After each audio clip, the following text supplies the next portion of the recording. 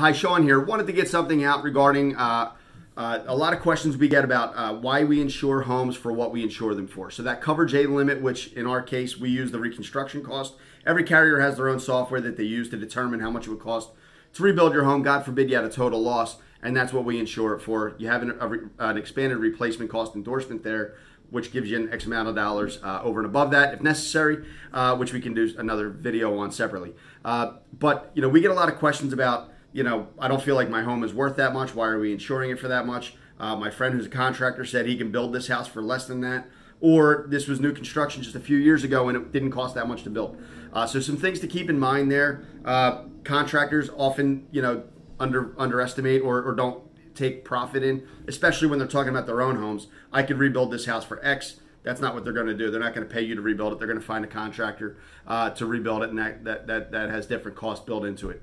New construction, there are discounts everywhere. So there are discounts on lumber, framing, plumbing, landscaping, roofing, because they're doing 20, 30, 40 homes at a time.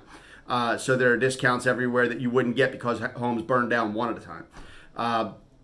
So as far as market value, there's really no correlation between market value and reconstruction cost. If there is, purely coincidence. That's my thought anyway.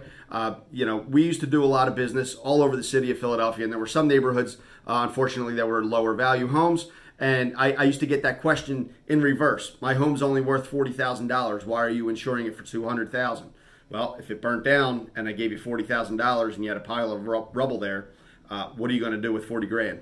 And the answer is not enough. So there's definitely no correlation there. Something else to keep in mind, a quick story. We had, unfortunately, a total loss about a year and a half ago with a client of ours, and everybody was okay, thank God. But they had to have a tree taken off the home. That was over $10,000. They had to have the home tarped, temporary fencing put up by a contractor. They had to have an engineer come out and determine the structural integrity of the home, which was nil, so the house had to be torn down. The foundation was cracked on 3 of the 4 sides. That had to be dug out. So now you have, you're starting at, below zero in that case. You have to do plans for a new home with an engineer or architect.